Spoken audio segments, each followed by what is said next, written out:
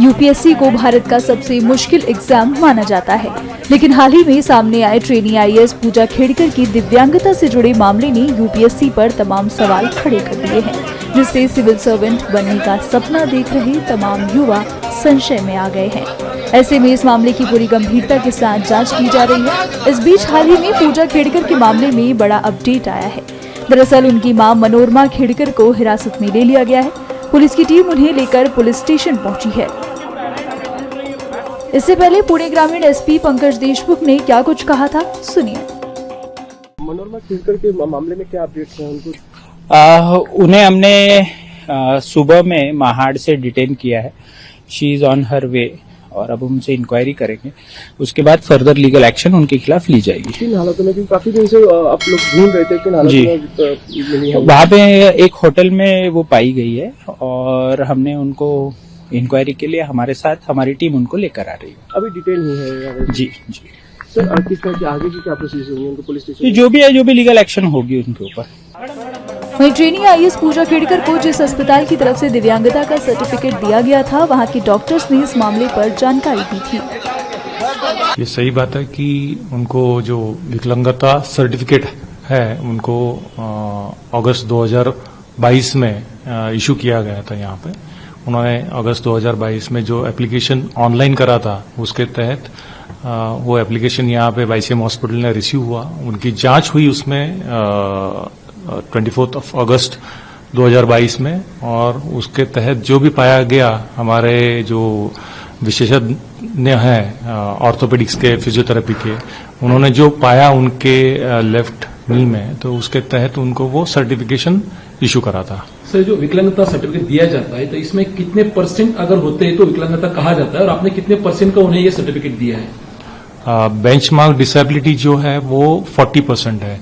जो भी benefits government के द्वारा दी जाती है या संस्था के द्वारा दी जाती है, तो वो बेनिफिट्स 40% डिसेबिलिटी अगर हो तो ही दी जाती है। उसको बेंचमार्क डिसेबिलिटी कहते हैं।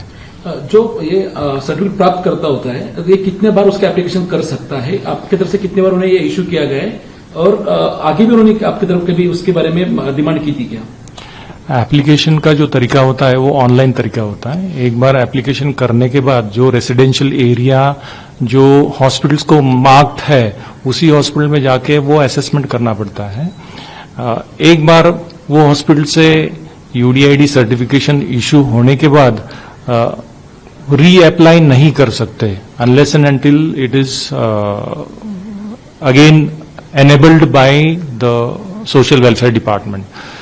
अगर जो सर्टिफिकेशन दिया है, जो परसेंटेज दिया है, वो परसेंटेज से अगर वो व्यक्ति सेटिस्फाइड नहीं है, तो सेटिस्फैक्शन अगर उसको वो बनने को नहीं है, तो he can appeal against that particular satisfaction to social welfare department, और वो एप्लीकेशन फिर से री एनेबल हो सकता है। तो तब जाके वो सेकेंड एप्लीकेशन के असेसमेंट के बेसिस पे रीसर्टिफिकेशन हो सकता है। सर, इस केस में क्या उन्हें फिजिकली वेरीफाई किया गया था? बिल्कुल, वो यहाँ पे हाजिर थी और उनको पूरी जांच के बाद ही हमने वो सर्टिफिकेशन दिया था। क्या डिसेबिलिटी थी उनकी? उनको लोकोमोटर डिसेबिलिटी थी 7% की। लेफ्ट नी जॉइंट में उनको जो भी तकलीफ थी, तो उसका असेसमेंट हमारे जो स्पेशलिस्ट थे, ऑर्थोपेडिशियन और फिजियोथेरेपिस्ट, उन्होंने करके वो डिसेबिलिटी सर्टिफिकेशन दिया था। इस अस्पताल की तरफ से पूजा को दिव्यांगता का सर्टिफिकेट भले ही दिया गया हो, लेकिन इससे पहले पूजा ने जब एमबीबीएस में एडमिशन लिया था तो वहां के सर्टिफिकेट्स कुछ और ही दावा करते हैं। एसकेएन मेडिकल कॉलेज एवं जनरल हॉस्पिटल के निदेशक अरविंद भोरे बताते हैं कि पूजा में किसी तरह की कोई दिव्यांगता नहीं थी। साक्षी के तौर पर उनके पास पूजा के सर्टिफिकेट्स भी हैं। यहाँ पर एडमिशन जब लिया था एमबीबीएस में, तो क्या किस बेसिस पर उनका एडमिशन हुआ था, उसके प्रोसेस के बारे में बताएं। उसने 2007 में एडमिशन लिया था through NT3 category of Banjari community. It was signed by the authorities of Ahmednagar district. और उसने 4.5 साल कोर्स किया, उसके बाद 1 साल इंटर्नशिप किया and she left this college. Okay, जब कास्ट सर्टिफिकेट दिया था रिजर्वेशन के लिए, तब नॉन क्रीमी लेट उसने कास्ट सर्टिफिकेट भी सबमिट किया था, कास्ट वैलिडिटी सबमिट किया था, और नॉन क्रीमी लेयर भी सर्टिफिकेट सबमिट किया था।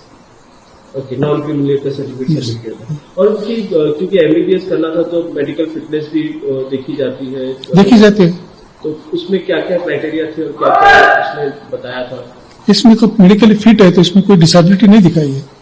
कोई भी किसी भी तरह की कोई नहीं डिसेबिलिटी नहीं वो सर्टिफिकेट्स वगैरह सारे उसमें है, मेरे पास सर्टिफिकेट है। ओरिजिनल कॉपी नहीं है मेरे पास, हाँ, वो उसको वापस दिए है हमके पास। हाँ, देनी पड़ती है वापस, yes. लेकिन सारे सर्टिफिकेट। नमस्कार, मैं हूं मानक गुप्ता। अगर आपको हमारा ये वीडियो पसंद आया हो तो इसे लाइक और शेयर जरूर करें, और हां, हमें सब्सक्राइब और फॉलो करना ना भूलें ताकि आप देश और दुनिया की कोई खबर मिस ना करें। तो जुड़े रहिए हमारे साथ और देखते रहिए न्यूज़ 24।